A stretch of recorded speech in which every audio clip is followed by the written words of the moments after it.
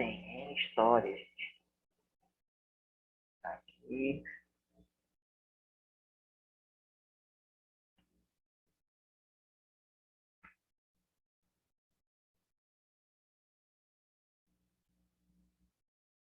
a falta do livro físico, né?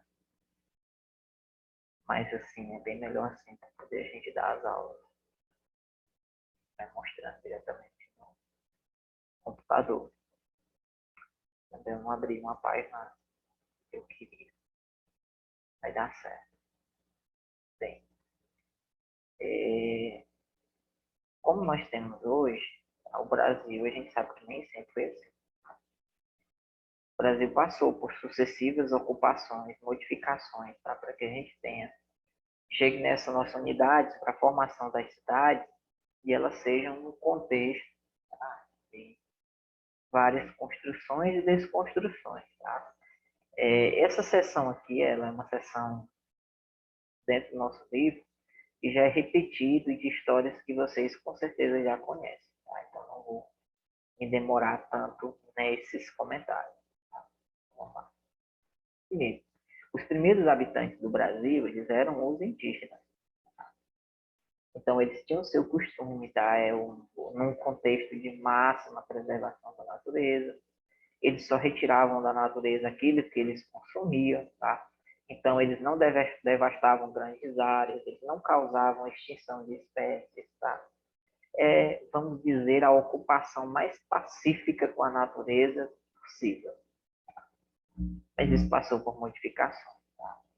E essas principais modificações, tá, aconteceram quando os europeus, tá, pessoas vindas da Europa, mais especificamente portugueses e espanhóis, tá, pessoas de Portugal e da Espanha, tá, eles vieram ao Brasil, tá? Na verdade, eles não é uma história muito longa, tá? Que eles não queriam chegar especificamente no Brasil, mas eles queriam explorar as terras que eles pudessem conquistar.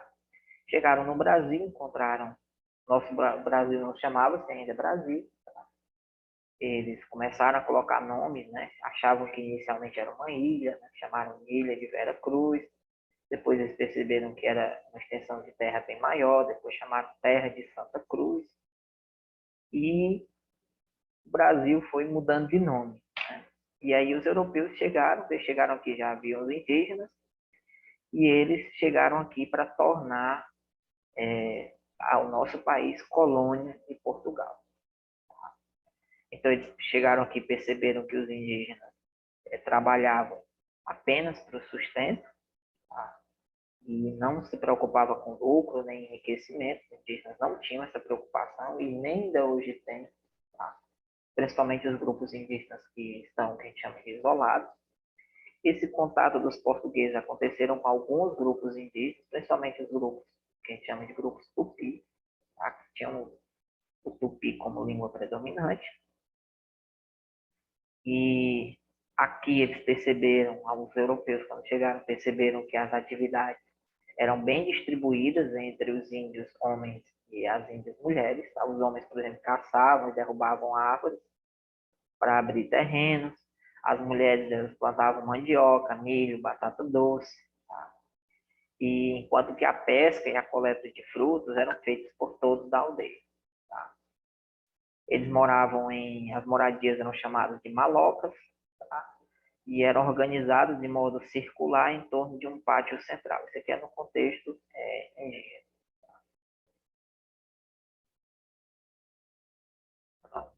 Quando os portugueses chegaram, eles atuaram por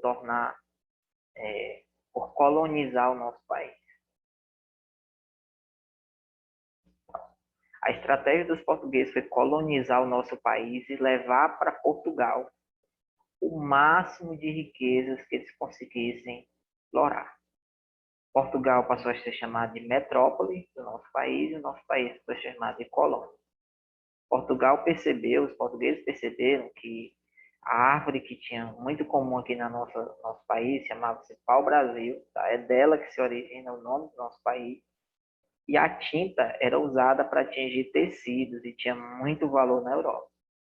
Então, aqui começou-se pela exploração do pau-brasil e os indígenas que moravam aqui, eles foram obrigados a trabalhar como escravos, tá? Sem nenhum tipo de ganho, sem nenhum tipo de remuneração, nessa extração desse pau-brasil, para poder enriquecer os portugueses que acabavam levando essas tintas, tá?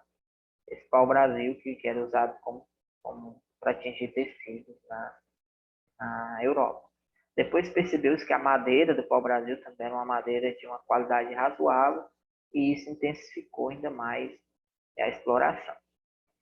Aos poucos, os portugueses perceberam que a produção do Brasil, no contexto geral, era tão grande que apenas os indígenas trabalhando como escravos não eram suficientes para toda a demanda que os portugueses tinham. E aí eles começaram a trazer escravos também de outros países, principalmente os africanos. Tá? E aí os africanos tinham que viver em contextos, tá?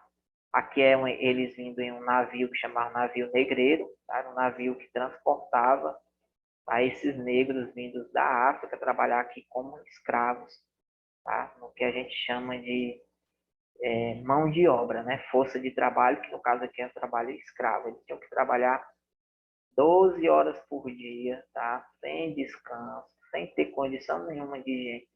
Típico aquele cenário que a gente vê nas novelas, tá? Sem tirar nem pôr, tá bom?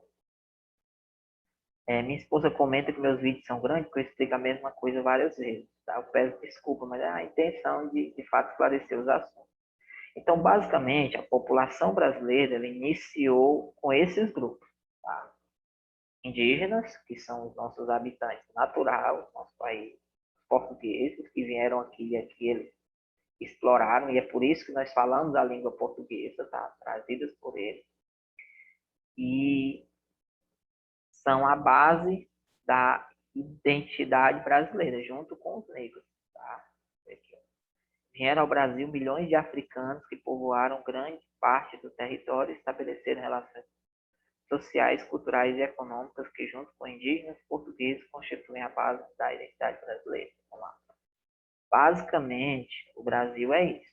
Tá? Começou com esses grupos, africanos, indígenas e portugueses. Tá? São os três principais grupos que serviram de base para a nossa identidade brasileira. Junta-se a isso inúmeros outros grupos, como eu falei até dos italianos que vieram ao nosso país, tá? Vários outros grupos de outros países, japoneses, é por isso que o Brasil é um país tão multi, tá? Porque ele é resultado de todas essas combinações possíveis, tá? Bom, aí os portugueses, tanto eles modificavam a cultura indígena, como eles também aprendiam coisas da cultura indígena. Tá? Então, por exemplo, aqui começou essas primeiras construções de taipa, né? E casa de taipa é uma casa mistura de madeira com barro, tá? Aqui eles perceberam que os índios eles dormiam em rede, os negros também passaram a dormir em redes, por exemplo, a comer alimentos típicos indígenas, como tapioca, né, que era feita aqui a partir da mandioca, tá? E muitas coisas derivadas do milho, enfim, tá? Eles praticamente entrou-se em extinção esses grupos indígenas, porque foram forçados, foram obrigados a, a ter uma cultura dos portugueses, a saber o que os portugueses falavam, entender os portugueses, a se aproximar da cultura dos portugueses, praticamente foram extintos, mas os portugueses também passaram a adquirir algumas costumes, algumas práticas que eram também indígenas. De que materiais era feita a maioria das casas dos colonos, tá? Que é pessoas que viviam na colônia, ou seja, moradores do Brasil nesse início aí. Era feita de madeira ou de taipa, que é uma mistura de madeira com barro. Tá?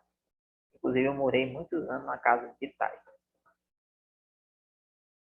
Muito bem, vamos lá. Aqui é porque os portugueses aprenderam vários costumes indígenas. Os portugueses aprenderam muitos costumes indígenas para se adaptar ao clima, tá? E aproveitar os recursos naturais. Tá? Então, conhecendo os costumes indígenas, eles puderam usar isso em benefício próprio. Né? Cite dois costumes que os portugueses aprenderam após o contato com os indígenas. Começaram a cultivar e a consumir alimentos da culinária indígena, como cultivar mandioca para fazer tapioca, por exemplo, o milho também, e outros, né? Porque a cultura indígena ela é a mais variada possível, né? Passaram a utilizar rede para dormir, entre outros.